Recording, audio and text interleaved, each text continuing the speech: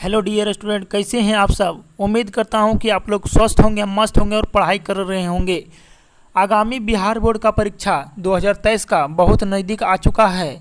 हम लोग संस्कृत के सिलेबस पढ़ने वाले हैं, संस्कृत के सिलेबस को ख़त्म करने वाले हैं और इस सिलसिला में हम अध्याय 4 संस्कृत साहित्य लेखिका तक पहुंच चुके हैं। और आज हम संस्कृत साहित्य लेखिका को अच्छे से समझेंगे और समझने के बाद मैं इस वीडियो का मतलब इस चैप्टर का जो है सब्जेक्टिव क्वेश्चन दूंगा और उसके बाद ऑब्जेक्टिव क्वेश्चन और सब्जेक्टिव क्वेश्चन भी वीडियो के डिस्क्रिप्शन बॉक्स में लिंक दे देंगे, आप लोग देख लीजिएगा। तो इस पाठ को सबसे पहले हम लोग समझते हैं क्या है इस पाठ में, क्या कुछ कंटेंट दिया गया है इस पाठ में और इस पाठ का सिलेबस क्या है।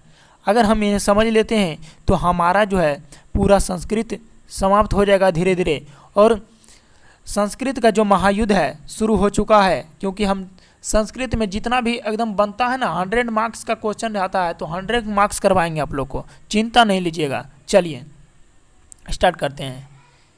सबसे पहला पॉइंट मेरा क्या है, देखिए समाज रूपी रथ, यानी समाज का जो रथ है, समाज का रथ पुरुष और नारी दोनों के सहयोग से चलती है। मतलब कि समाज का जो रथ है, रथ मतलब क्या हुआ, गाड़ी, पुरुष और नारी। अगर हम बोलें कि समाज सिर्फ पुरुष से चलता है तो यह बात सत्य नहीं है। जितना पुरुष का योगदान है समाज को विकसित करने में, उतना ही योगदान नारियों का भी है, यानी औरतों का। तो दोनों का योगदान जो है लगभग समान है। हम लोग भले कह देते हैं कि औरतें काम ज़्यादा नहीं करती, लेकिन समाज का जो विकसित करने में दोनों का योगदान अहम है। दूसरा पॉइंट, संस्कृत साहित्य को प्राचीन काल में समृद्ध बनाने में पुरुष और स्त्री दोनों का योगदान है। यानी संस्कृत भाषा है, इसको समृद्ध बनाने में सिर्फ पुरुषों का योगदान नहीं है। जितना योगदान पुरुष का है उतना ही योगदान स्त्रियों का है। यानी स्त्रियों भी कोई क्षेत्र में पुरुषों से कम नहीं है। यानी हम लोग समझ चुके हैं अब कि इस चैप्टर में हम लोग स्त्रियों के बारे में बताया गया है कि स्त्री किसी से कम नहीं है। चलिए तीसरा पॉइंट क्या है, वैदिक काल के आरंभ में शास्त्रों और काव्यों की रचना करना और उनका संरक्षण करना पुरुष का कार्य था। वैदिक काल में जो है पुरुष का कार्य था, ठीक है। ये सब करना संस्कृत और शास्त्र और काव्यों की रचना करना पुरुष का कार्य था, लेकिन अब सबका हो गया है, या नारी भी कर सकती है काम, ठीक है। अगला क्वेश्चन, वैदिक युग में मंत्रों की दर्शिका केवल ऋषि ही नहीं बल्कि ऋषिका भी है। यानी वैदिक युग में जो मंत्र है उसका जो रचना किया है केवल ऋषि नहीं किए हैं, ऋषिका, यानी जो औरतें ऋषि होते हैं उसे कहते हैं ऋषिका।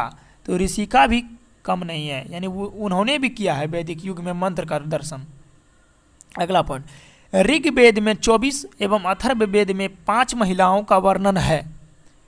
अगर एग्जाम में क्वेश्चन आए कि ऋग्वेद में कितने महिलाओं का वर्णन है, तो 24 महिलाओं का वर्णन है और अथर्ववेद में 5 महिलाओं का वर्णन है। चलिए अब नेक्स्ट पॉइंट देखते हैं। नेक्स्ट पॉइंट क्या है, देखिए बृहदकोपनिषद में याज्ञवल्क्य ने अपनी पत्नी मैत्रेयी को आत्मतत्व की शिक्षा दी थी। तो यहाँ से क्वेश्चन निकल कर आएगा कि याज्ञवल्क्य की पत्नी कौन थी। तो याज्ञवल्क्य की पत्नी मैत्रेयी थी। और क्वेश्चन एक भी आ सकता है कि याज्ञवल्क्य ने अपनी पत्नी मैत्रेयी को किसकी शिक्षा दी, तो आत्मतत्व की शिक्षा दी, यानी आत्मनिर्भरता की शिक्षा दिया, आत्मा की शिक्षा दिया। और यह कहाँ पर वर्णित है, तो बृहद उपनिषद में लिखा गया है ऐसा बात को। चलिए अगला पॉइंट, जनक की सभा में शास्त्रों में कुशल गार्गी थी। यानी जनक की सभा में एक औरत थी, कौन थी, कुशल गार्गी थी। अगला पॉइंट, महाभारत में सुलभा का वर्णन है। यानी महाभारत में आप लोग जाइएगा तो वहाँ पर आप लोग सिर्फ पुरुषों का वर्णन नहीं देखिएगा, वहाँ पर एक औरत है सुलभा, उनका भी वर्णन महाभारत में किया गया है। आप लोग महाभारत और काव्य को पढ़कर देखिए, उसमें दोनों का योगदान है। अगला क्वेश्चन 9 नंबर पॉइंट है कि संस्कृत साहित्य में लौकिक संस्कृत, देखिए लौकिक संस्कृत में 40 महिलाओं का वर्णन है। लौकिक संस्कृत में कितने महिलाओं का वर्णन है, तो 40 महिलाओं का वर्णन है। अगला पॉइंट, विजयांका को सर्वशुक्ला सरस्वती कहा जाता है। और विजयांका को शुक्ला सरस्वती किसने कहा? तो दंडी ने कहा है। विजयांका को दंडी ने सर्वशुक्ला सरस्वती कहा है। अगला पॉइंट है, चंद्रदीप की रानी विजय भट्टारिकाव थी। चंद्रदीप की रानी कौन थी? तो विजय भट्टारिकाव।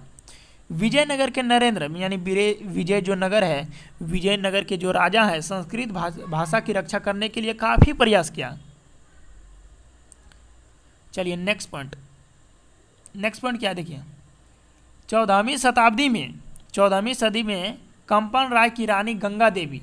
क्वेश्चन आएगा कि कंपन राय की रानी कौन है? तो गंगा देवी। गंगा देवी ने 14वीं शताब्दी में मधुरा विजयम नामक महाकाव्य की रचना की। मधुरा विजयम एक काव्य है, उनका रचना कौन किया? गंगा देवी। और गंगा देवी कंपन राय की पत्नी है। ठीक है, एक भी क्वेश्चन नहीं छूटेगा, आप लोग हमारे साथ सिर्फ बने रहिए। अगला पॉइंट है, अच्युत राय की रानी तिरुमलांबा थी। अच्युत राय की रानी कौन थी? तिरुमलांबा। और चंपू काव्य के रचनाकार तिरुमलांबा थी। यानी अच्युत राय की रानी जो है तिरुमलांबा, और तिरुमलांबा ने चंपू काव्य का रचना किया। किसका रचना किया? तो चंपू काव्य। अगला पॉइंट, लोक आधुनिक संस्कृति लेखिकाओं में पंडित क्षमाराव सबसे प्रसिद्ध है। यानी आधुनिक जो काल में संस्कृत के लेखिका है, तो उसमें एक औरत है पंडित क्षमाराव, और वह औरत जो है सबसे आगे निकल गई है। यानी पंडित क्षमाराव सबसे प्रसिद्ध है अभी के काल में संस्कृत लेखिकाओं में। अगला पॉइंट देखिए, शंकर चरित्रम के रचनाकार पंडित क्षमाराव है। यानी पंडित क्षमाराव के पिता जो है शंकर है, और शंकर चरित्रम जो लिखा है पंडित क्षमाराव उसका रचनाकार है। अगला पॉइंट देखिए, वर्तमान समय की संस्कृत लेखिका में मिथिलेश कुमारी मिश्र है। यानी अभी जो संस्कृत लेखिका चल रही है, संस्कृत के जो लेखिका यानी जो औरतें होती है, तो उसमें मिथिलेश कुमारी जो है सबसे प्रसिद्ध हो गई है।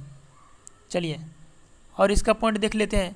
तो इसमें अब एक भी पॉइंट नहीं बचा है जो हम आपको बता सकें। अब हम इसका ऑब्जेक्टिव क्वेश्चन और सब्जेक्टिव क्वेश्चन करेंगे, तो यह हम अगले वीडियो में इसका बनाएंगे। तब तक के लिए हम यहीं पर रहने देते हैं। और इतना क्वेश्चन जो है आप याद कर लीजिएगा, तो एग्जाम में आपका एक भी क्वेश्चन नहीं छूटेगा। सबसे पहले आएगा कि अथर्ववेद में कितने महिलाओं का वर्णन है? तो 5 महिलाओं का। अथर्ववेद में कितने महिलाओं का? 5 महिलाओं का। ठीक है, और बताइए ऋग्वेद में कितने महिलाओं का? तो ऋग्वेद में 24 महिलाओं का वर्णन है। ठीक है, इतना से ज़्यादा आपका एग्जाम में नहीं आ सकता है। और उम्मीद करते हैं यह वीडियो जो है आपको अच्छी लग रही है। वीडियो अच्छी लगी तो चैनल को सब्सक्राइब कर दीजिए, बेल आइकन को ऑन कर दीजिए। इसके सब्जेक्टिव का वीडियो मैं बहुत जल्द ला रहा हूँ। सब्जेक्टिव क्वेश्चन करने के बाद ऑब्जेक्टिव का वीडियो मैं आपको दूंगा। मिलते हैं नेक्स्ट वीडियो में। जय हिंद, वंदे मातरम।